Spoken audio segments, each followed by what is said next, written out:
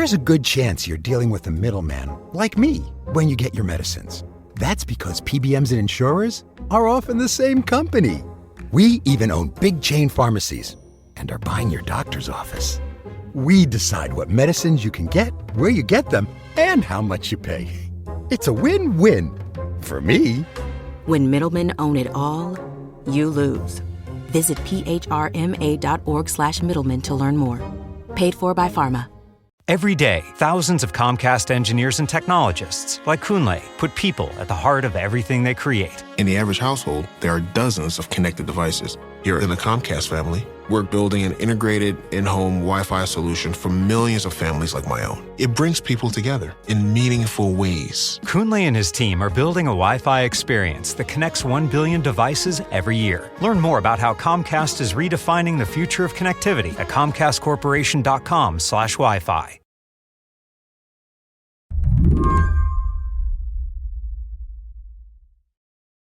Hey, David, how are you doing right now? Good question. It's, I got a call at 4 a.m. this morning, so it's kind of been nonstop since then. David Gibson is the guy I call when there's news at the Vatican. So when I woke up and learned that Pope Francis had died, he was the first person who came to mind. David spent years working at Vatican Radio. Now he directs Fordham University's Center on Religion and Culture. I know it's a busy day for you, but is it also an emotional day for you? It is, I think. I try to look at it very dispassionately, like, I'm an analyst and the whole thing. But I have to say, You converted to Catholicism, though, right? I did, in fact. And, way back when John Paul II was Pope. And this Pope, Jesuit Pope, I think he seems to represent the church that I converted into. He was very representative of all the great Jesuit priests and pastors that I always knew. Just very easy to approach and very humble and thoughtful. So, and he brought that to the papacy.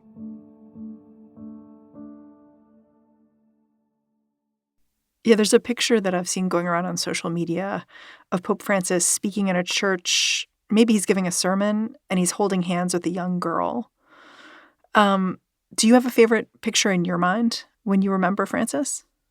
Oh, there's so many, and I should pick one. I mean, when he hugged that man that had the terrible deformities, at the general audience years ago, and he just embraced him and kissed him. When he first, few weeks after becoming Pope, on Holy Thursday, when the foot washing ceremony, when the priest recreates Jesus washing the feet of his disciples, he went to a prison and washed the feet of prisoners, including women and including Muslims.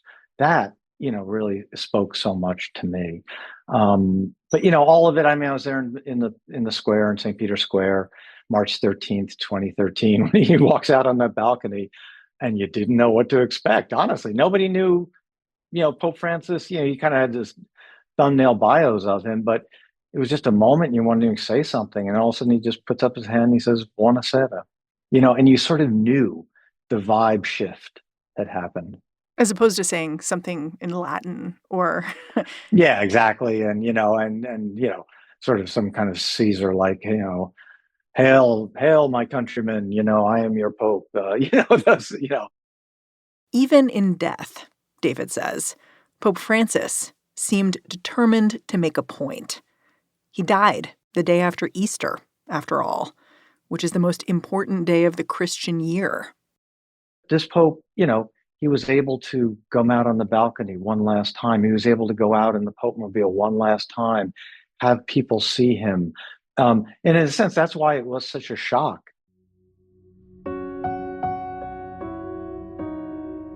The fact that he was able to do that and then died a few hours later. This is a Pope of so many dramatic moments. That was almost a theologically dramatic moment. Today on the show, remembering Pope Francis and looking ahead to whether the next leader of the Catholic Church is prepared for the world he left behind. I'm Mary Harris. You're listening to What Next? Stick around.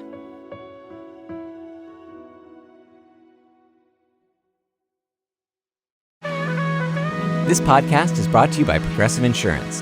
Fiscally responsible, financial geniuses, monetary magicians. These are things people say about drivers who switch their car insurance to Progressive and save hundreds. Because Progressive offers discounts for paying in full, owning a home, and more. Plus, you can count on their great customer service to help you when you need it, so your dollar goes a long way. Visit Progressive.com to see if you could save on car insurance. Progressive Casualty Insurance Company and Affiliates. Potential savings will vary. Not available in all states and situations. This episode is brought to you by Built. If you earn points on groceries, travel, and practically everything else you buy, why not consider earning points on one of the biggest monthly expenses, rent? Built changes the game by letting renters earn high-value points on rent. There's no cost to join Built, and as a member, you'll earn valuable points on rent and on your everyday spending. Built points can be transferred to your favorite hotels and airlines, and even the ones you haven't heard of. There are over 500 airlines and 700,000 hotels and properties around the world you can redeem your Built points toward. Points can also be redeemed toward a future rent payment and unique experiences that only Built members can access. So, if you're not earning points on rent, you've got to ask yourself, why not? Start earning points on rent you're already paying by going to joinbuilt.com/whatnext. That's joinbilt.com/whatnext. Be sure to use joinbuilt.com/whatnext to start earning points on your rent payments today.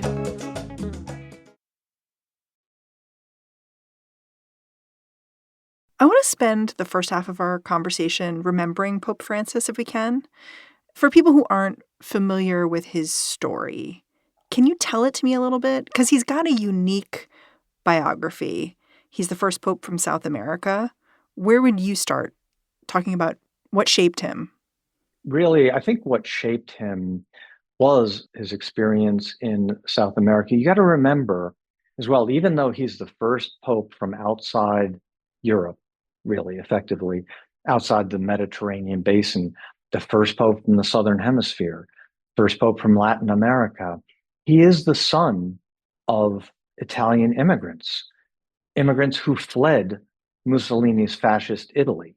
Hence, his concern over the rise of this nationalist populism that we've seen so much. He was a very traditional Catholic. He admits he was a very kind of rigid, rigorous young man. Then he joined the Jesuits, the Society of Jesus, and he became, at a very young age, he said, I was too young. I didn't know what I was doing, maybe 35, 36. He was named head of all of the Jesuits in Argentina and Uruguay, that whole province of Jesuits, right during the height of the Dirty War in Argentina, when they were disappearing people. And 2 priests were disappeared, 2 people in who he was responsible for. Yes, well, many more, but there were 2 in particular. There was a great controversy. Did he do enough to protect them? Did he sell them out? They later said, no, he didn't. And I think that was, he was doing his best in an impossible situation.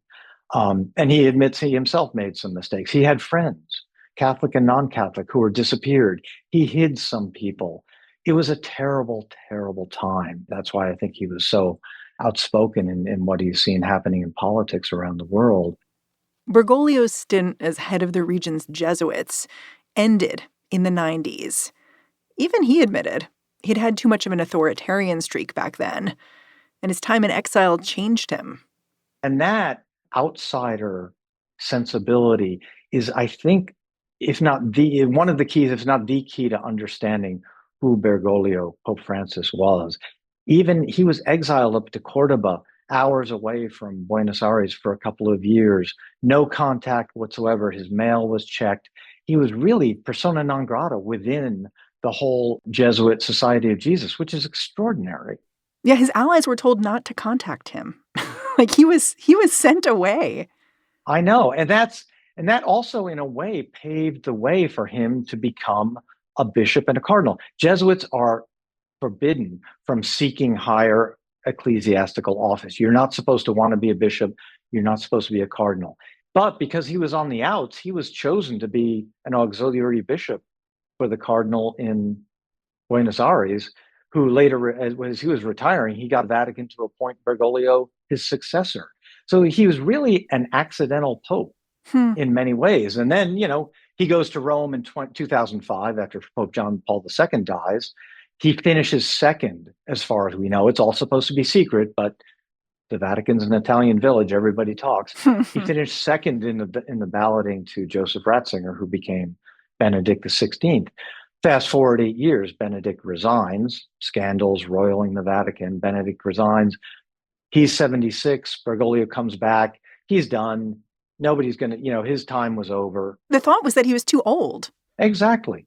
But as a tough Argentine Jesuit, the same things that got him exiled within the order decades before were the reasons a lot of the other cardinals wanted to elect him pope. They thought, as someone said, 4 years of Bergoglio would be enough. Come in 4 years, clean up this mess of the Vatican, then you can retire or die or whatever. But Bergoglio, Francis, had other ideas.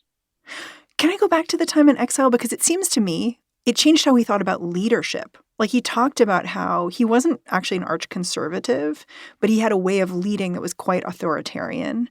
And he thought that that was part of why he was sent away. And he reflected on that while he was on the outs. He did, in fact, and it was his time of internal exile and inner conversion. It was very, again, he's a Jesuit, a very Ignatian moment. It was this moment of humiliation. And it was something that it recast his entire approach, not only to the church, but also as a pastor. He became so committed to the poor, going into the barrios and the slums around Buenos Aires after that. But it took him down to the studs. It just took him down completely. He sort of had to rebuild his spirituality. He had to rebuild his ego. He had to rethink who he was as a priest and as a churchman. And he came out of that without any rancor. He just saw it as a necessary lesson that he had to learn. So when he became pope, it was not a vengeance tour. Yeah, a lot has been made of kind of the humbleness of Pope Francis, the fact that he didn't live in the apostolic palace. He remained in a more humble apartment. And it's interesting because he talked about that decision as, I did it for psychiatric reasons. I didn't want to live alone.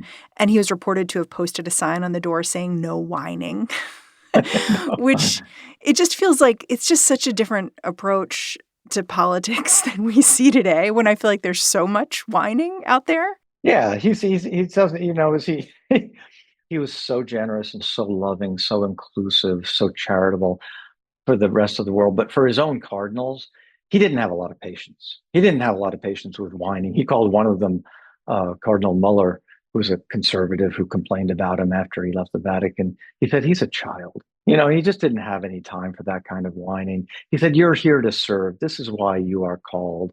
And again, he also, part of that simplicity, as you said, it's for his own well-being. He admitted, remember, that he went to see a therapist, a psychiatrist at one point in his life because he needed that. And he said, sometimes people need that.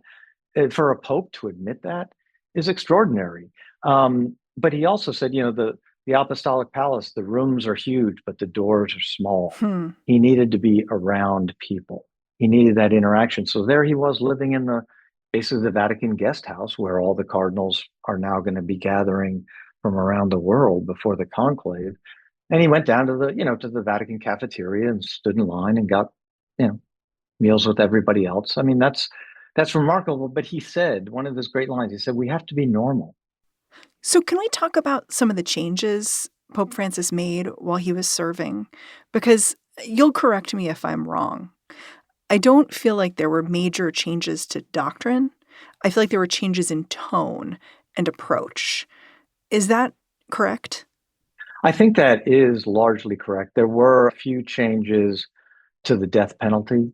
He essentially forbid the death penalty, which still drives some conservatives crazy.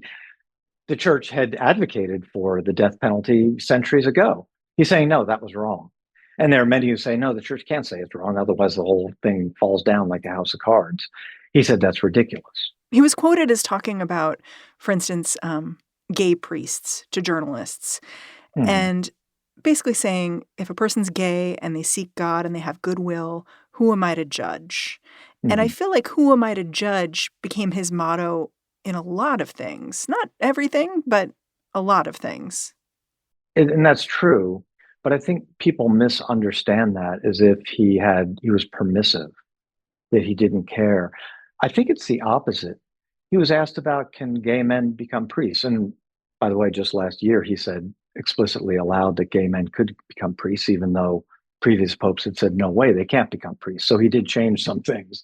But what he was talking about is that, look, if you're gay, if you're seeking God, you're living your life in the way you should be. If a priest, you're celibate, who cares? Who am I to judge?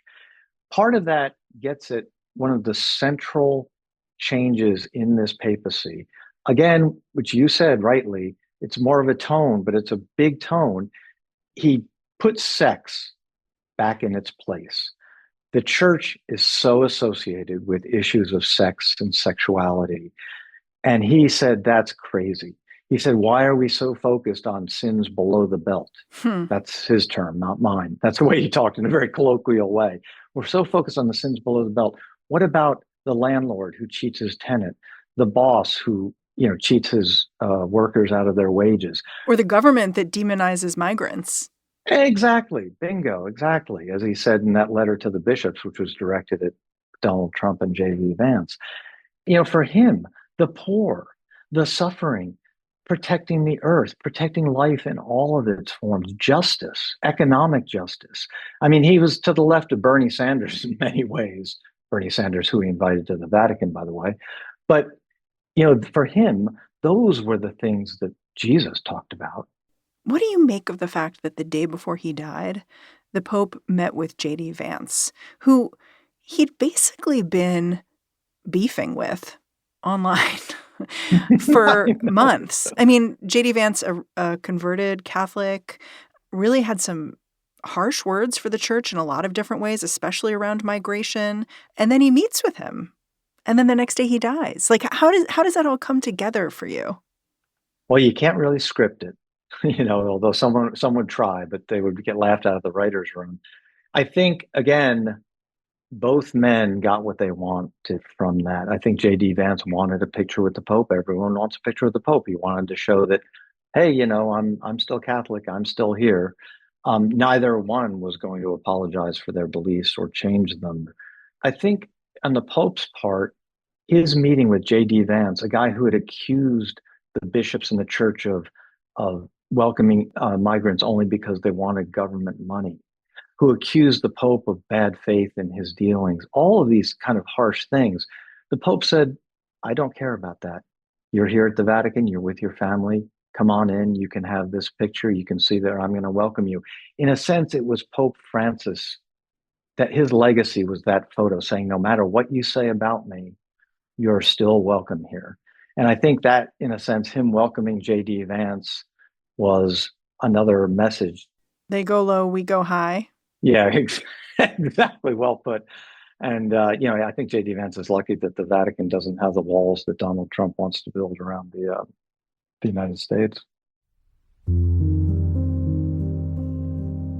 We'll be right back after a quick break.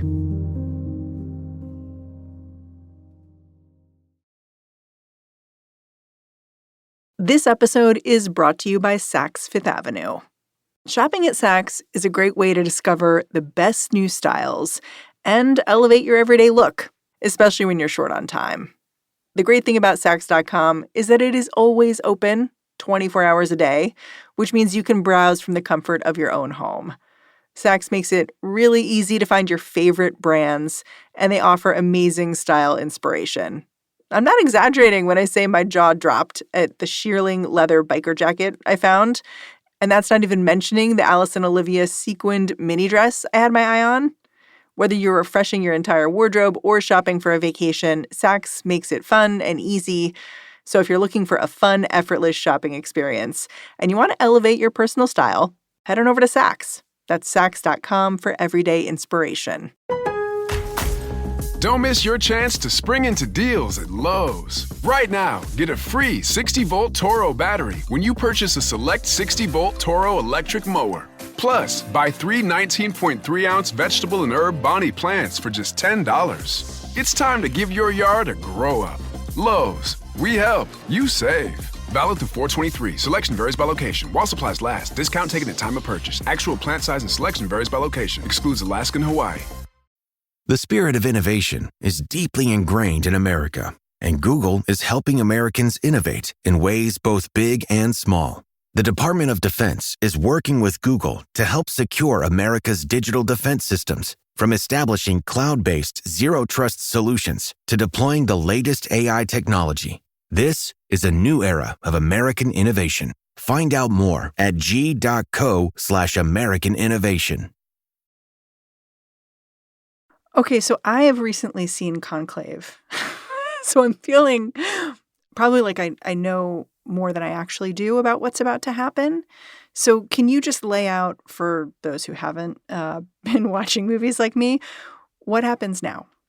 Look, I have to say, it's a bit of life imitates art in this case. Conclave is a pretty good movie. Representationally, both what happens when a pope dies and also the dynamics of the conclave. The ending is a little melodramatic, a little over the top, probably not going to be repeated in the conclave that's going to take place next month. But it is a good bit of a primer because, again, as in the movie, Pope dies, the Camerlengo, in this case, Irish-born American Cardinal Kevin Farrell, goes in, says his baptismal name 3 times. He doesn't call him Pope Francis. He says Jorge 3 times. It's an old tradition, but just to formally confirm what the doctors have determined, that the Pope is dead. And then they seal the chambers. And then all of the cardinals, which they're doing right now as we speak, cardinals are gathering from around the world. They're all coming to Rome. The funeral takes place 4 to 6 days later. Then, after the Pope is buried, the funeral, what they have are these meetings called the General Congregations. Is that where people make their pitch? Like, elect me? Well, they don't do it quite like that. They don't do it quite like that. You're not allowed to. You actually can get excommunicated if you do that, if you're seen as politicking for it, if you're seen as making any deals. If you say, oh, if you elect me or if you elect that guy, we'll make sure that you get this fancy archdiocese someplace or this job. That'll get you excommunicated. You can't do it. It'll also backfire. The Italians say, he who enters a pope leaves a cardinal. Anybody who enters as a favorite tends to be frowned upon. So, when they go in, they go into these general congregations, which are also closed door secret meetings, but they're just held in a Vatican audience hall. And there are 250 cardinals overall. Only 135 of them are under the age of 80 and thus have a right to vote in a conclave. That's the important thing. But all 250 get 4 to 6 minutes to speak. They get up and give their own vision of what the church needs today now that Pope Francis is gone. And that basically, when they talk about what the church needs, they're also talking about who can do it. But they're making all these speeches. The old guys go on too long. It gets really boring. The real campaigning or the real background checks, essentially, go on during the murmuratio, as they call it, the Latin for the murmurings, literally, over coffee, over cocktails, over meals, when kind of people are talking about, oh, what about this guy? And they do that for a week, 10 days, maybe even 2 weeks, so that when they finally go into the Sistine Chapel, they kind of get down to brass tacks. And it usually only takes 2 days or 3 days tops. Huh. The last time we spoke, we talked about how Pope Francis was hoping to shape what the College of Cardinals looked like, partially to ensure his legacy.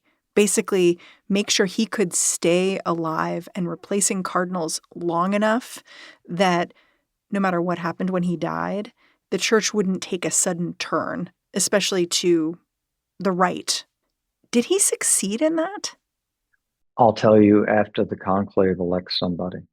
Oh, interesting. We will only know, depending on who walks out on the balcony of St. Peter's dressed in white. But Francis appointed more than 3/4 of the cardinals eligible to vote, right? I know. And he was appointed a cardinal by John Paul II, then elevated by Benedict XVI. The dynamics of a conclave are different than you would expect. I mean, for one thing, he didn't appoint all of his loyalists or friends. He appointed also people who disagree with him because he liked that. And all the popes kind of tend to do that. They like actually a kind of a mix, a diversity. It's a way of letting off steam so that it doesn't seem like they're trying to railroad somebody. And also, he's been Pope for 12 years. The church may need something, or the cardinals think the church needs something different than it needed when he was elected 12 years ago. They are in a different place. The only votes that matter are those of the cardinals. And if they want somebody who's going to bring a little more calm to the church, it is a question of whether, if you elect a safe pair of hands, is that betraying the legacy of Pope Francis? I don't think you can have a safe Francis. That's not how he played it. He was a prophetic figure. He took risks. And he said that we need a church that goes out into the streets, takes risks, gets bruised and battered. That's what we need to see. Are you going to have another pope who's willing to take those kinds of risks? That's the question, I think. Do you think Francis will be remembered as a successful pope? And I ask that mindful of the fact that when you read deep into the remembrances of Pope Francis, you get to the fact that the number of baptisms in the church has decreased from 18 million in 1998 to 13.3 million in 2022. Mm-hmm. It seems like the church is shrinking.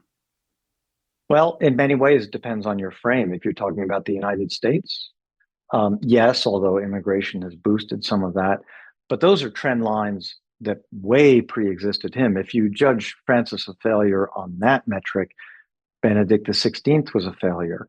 Pope John Paul II, wonderful Saint John Paul II, he was a failure as well. If you look at the global context, the church is still growing. 1.1 billion Catholics when he came in, 1.4 billion Catholics now. The church is growing. Look, the Pope can only do so much. Most of it is demographics. Most of it are local conditions, local cultures, who believes, who goes to church, who wants to, who has children. The Pope can only make so much of a difference. So it's hard to judge him in terms of success and failure. I think, history will be the judge, and it'll be a long time hence. Pope Francis talked about this as not an era of change, but a change of era. Did he successfully navigate that change of era? It's just too soon to tell.